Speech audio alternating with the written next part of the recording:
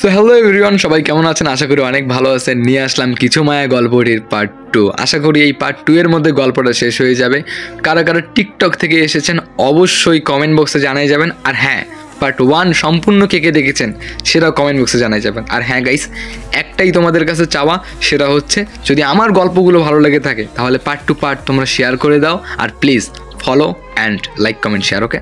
তারপর সেই গ্রামবাসীরা বলতেছে এরা সবাই নষ্ট ছেলে, এদেরকে আইনের আওতায় নেওয়া হোক। তখন সঙ্গে সঙ্গে সামিরা বলল, না, এরা কেউ খারাপ না, আসলে ঘটনাটা অন্য ছিল।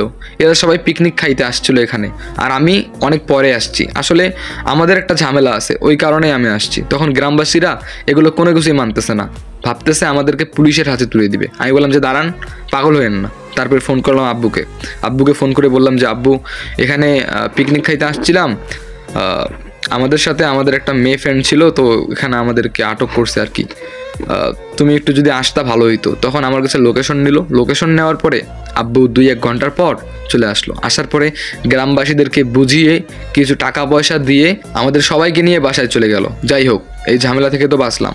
এরপরে আব্বু বলল, তোমরা ওখানে এই অবস্থার মধ্যে পড়ছো, আরও আগে আমাকে জানাতে পারতে। আমি বললাম যে আব্বু, আসলে আমি ওইভাবে বিষয়টা ভাবতে পারিনি তো। যাই হোক, তারপরে আমার সবগুলো ফ্রেন্ড চলে গেল, কিন্তু সামিরা রয়ে গেল। আমি বললাম যে শোনো, তুমিও যাও, বাইরে যাও, আমি বাইরে আসতেছি, বাইরে তোমাকে বুঝিয়ে বলবো। তবে আমি কিন্তু আমার আব্বু আম্মুকে এখন আমার বিয়ের কথাটা বলিনি। তারপরে সামিরা বাইরে গেল।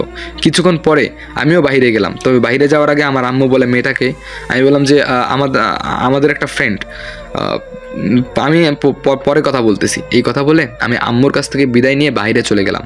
বাইরে যাওয়ার পরে সামিরা, আমি, আমার ফ্রেন্ডরা মিলে একটা রেস্টুরেন্টে বসে খুব চিন্তায় পড়ে গেলাম, অবাক হয়ে গেলাম।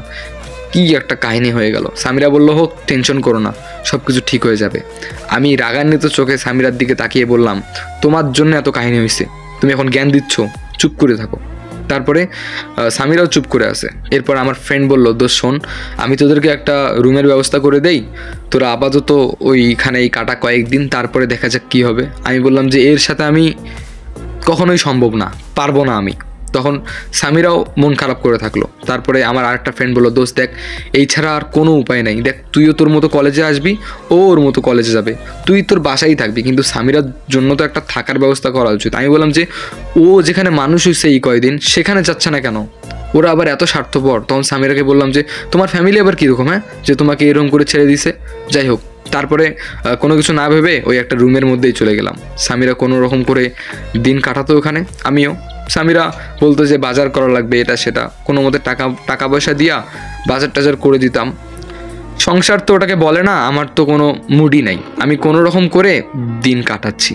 তো সামিরাকে আমি বারবার ইগনোর করতাম। ও ভালো ভালো রান্না করে নিয়ে আসতো আমার কাছে, আমি ফেলাই দিতাম প্লেট থেকে, বলতাম যে এখান থেকে চলে যাও।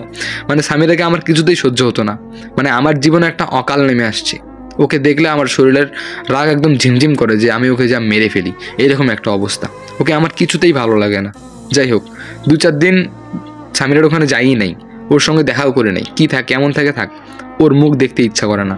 তারপর আমার ফ্রেন্ডরা বললো, কিরে দোস্ত, কী অবস্থা? আমি বললাম যে অবস্থা অতটা ভালো না, ভালো লাগতেছে না কিছু। তখন বললো যে সামিরার কী অবস্থা? আমি বললাম যে কী অবস্থা আমি জানি না, আমি 2 দিন থেকে যাই না ওর ওখানে। তখন আমার ফ্রেন্ড বললো, তুই কি পাগল? একটা মেয়ের কেউ নাই আর তুই ওখানে যাচ্ছিস না, মানে তুই পাগল হয়ে গেছিস? যা, তুই ময়রা যাই বেড়া, তুই উল্টা তো ফাইসা যাবি, বুঝিস না ব্যাপারটা? আমি বললাম যে আচ্ছা ঠিক আছে। এবার বিকেলবেলা গেলাম আমাদের বাসায়, মানে যেখানে সামিরা থাকে। সেখানে গিয়ে দেখলাম বাসার গেটটা খোলা। বললাম যে সামিরা, কোনো আওয়াজ পাচ্ছি না। তারপরে ভিতরে ঢুকলাম। ভিতরে ঢুকে আশেপাশে খুঁজলাম, কোথাও নেই। পাশের বাসার ভাবি ছিল, জিজ্ঞেস করলাম যে সামিরা কোথায় গেছে। তখন বললো যে ভাইয়া, আমি তো জানি না, তবে 2 দিন থেকেই বাসায় নেই। আমি বললাম যে কি, 2 দিন থেকেই বাসায় নেই? তখন বললো যে হ্যাঁ, কেন, আপনি জানেন না? আমি তো ভাবছি আপনারা 2 জনেই হয়তো কোথাও বেড়াতে গেছেন, আপনি যখন থেকে চলে গেছেন তারপরে তো সেও বেড়াই গেল। আমি বললাম যে কী বলতেছেন এগুলো আপনি? আর আমি তো 2 দিন বাসাতেও ছিলাম না, আমি তো ছিলাম অন্য জায়গায়। আমি সামিরার এখানেও ছিলাম না, বাসাতেও ছিলাম না, আমি অন্য একটা কাজে গিয়েছিলাম। এখন ও কোথায়, আপনি কি কিছু জানেন? তখন বললো যে না ভাইয়া, আমি তো জানি না ও কোথায় গেছে। যাই হোক, আমার মাথা খারাপ হয়ে গেল। এরকম একটা মেয়ে 2 দিন থেকেই নিখোঁজ, কোথায় গেছে কিচ্ছু বুঝতে পারতেছি না। তারপর আবার আমার ফোনের মধ্যে কলের উপর কল দিচ্ছে আব্বু আম্মু, 2 দিন থেকে বাসায় যাই না। ফোন রিসিভ করে বললাম যে হ্যালো, কী হয়েছে? তখন বললো যে তাড়াতাড়ি বাসায় আয়। আমি বললাম যে কেন, কী হয়েছে? তখন বললো যে 2 দিন থেকে তুই বাসায় নাই, চিন্তা হয় না আমাদের? এরপর আমি বললাম যে ঠিক আছে আমি যাচ্ছি। তারপরে অনেক খোঁজাখুঁজি করলাম সামিরাকে, কিন্তু পেলাম না। তারপরে চলে গেলাম বাসায় ঢুকলাম। আম্মু বলল 2 দিন কোথায় ছিলি? আমি বললাম যে আমি একটা কাজে ছিলাম, ওই জন্য আমি আসতে পারিনি বাসায়। তখন আম্মু বলল ঠিক আছে ফ্রেশ হয়ে খাবার টেবিলে আয়। তারপরে আমি চলে গেলাম বেডরুমে ফ্রেশ হওয়ার জন্য। বেডরুমে ঢুকেই দেখলাম সামিরা ওখানে বসে আছে। অবাক হয়ে গেলাম, তুমি এখানে সামিরা? 2 দিন থেকে তুমি এই বাসায়? তখন সামিরা চুপ করে আছে। আমি বললাম যে তুমি এখানে কেন? তাড়াতাড়ি এখান থেকে চলে যাও, আব্বু আম্মু যদি দেখে অনেক বড় ঝামেলা হয়ে যাবে, তুমি তাড়াতাড়ি এখান থেকে চলে যাও। সামিরা চুপ করে আছে। আমি বললাম কি হলো, তোমার কথা কানে ঢুকে না? তুমি তাড়াতাড়ি এখান থেকে চলে যাও, পিছনের গেট দিয়ে তুমি চলে যাও। সঙ্গে সঙ্গে আমার আম্মু আসলো। আম্মু এসে বলল কি হয়েছে, তুই ওর সঙ্গে এরকম করে ব্যবহার করতেছিস কেন? আমি বললাম যে মানে কে, আমি তো চিনি না, রুমের মধ্যে চলে আসছে। আম্মু একটা থাপ্পড় মারলো আমাকে, থাপ্পড় মেরে বলল তোকে এই শিক্ষা দিছি আমরা। তারপরে আব্বুও চলে আসলো। আব্বু এসে বলল তোকে তো এই শিক্ষা দেয়নি, বুঝলাম যে তুই একটা ভুল করে ফেলেছিস, কিন্তু তোর এটা উচিত ছিল আমাদের সঙ্গে শেয়ার করা। মেয়েটা দেখতে খারাপ না, হয়তো মেয়েটার ফ্যামিলির কেউ নেই, কিন্তু তুই এরকম তো ইগনোর করতে পারিস না, তাই না? আর সামিরাকে তো তুই ফেলে দিতে পারবি না, সবাই জানে ও তোর স্ত্রী, কাগজে কলমে লিখিত আছে যে ও তোর স্ত্রী, এবং কি ভিডিও ফুটেজও আছে ও তোর স্ত্রী। আর এরকম একটা অসহায় ইতিম মেয়েকে তো আমরাও ফেলে দিতে পারি না, তাই না? তুই আমাদের একমাত্র ছেলে, মেয়েটা অনেক সুন্দর, মেয়েটা না হয় থাক আমাদের বাসায়। আমি বললাম যে আচ্ছা ঠিক আছে। তারপরে আর কি আব্বু আম্মু এই বিষয়ে আর বাড়াবাড়ি করেনি। যাই হোক, আব্বু আম্মু যে এত তাড়াতাড়ি এত সুন্দরভাবে এই জিনিসটা মেনে নিবে আমি এটা কখনো ভাবতেও পারি নাই। তারপরে অতীতের সমস্ত কিছু বাদ দিলাম। সমস্ত কিছু বাদ দিয়ে কি করব না করব কিচ্ছু বুঝতেছি না, আমার মাথা কাজ করতেছে না, ওর সঙ্গে আমি সংসার করতে পারবো না। আরে ভাই, ওকে দেখলে আমার কোনো ফিল আসে না, ওকে আমার কিছুতেই ভালো লাগে না। 5-6 দিন চলে গেল, এরাও আমাদের বাসায় আসে।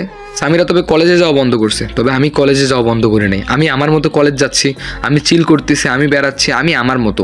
তবে আমি সংসারের কোনো ধার ধারি না, আমি নিজের মতো থাকি। যাই হোক, হঠাৎ করে একদিন দেখতে পেলাম সামিরা বাসায় নেই। আমি বললাম যে আম্মু সামিরা কোথায়? তখন আম্মু বললো কি জানি, সকালে বেরিয়ে গেছে, এখনও খোঁজ নাই। আব্বুকে বললাম, আব্বু বললো যে কোথায় যে আমি তো কিছু জানি না, যা খুঁজে দেখ। আব্বু আম্মু অনেকটা চিন্তিত যে মেয়েটা গেল কোথায়। এরপরে আমিও অবাক হয়ে গেলাম, না এই গেল কোথায়?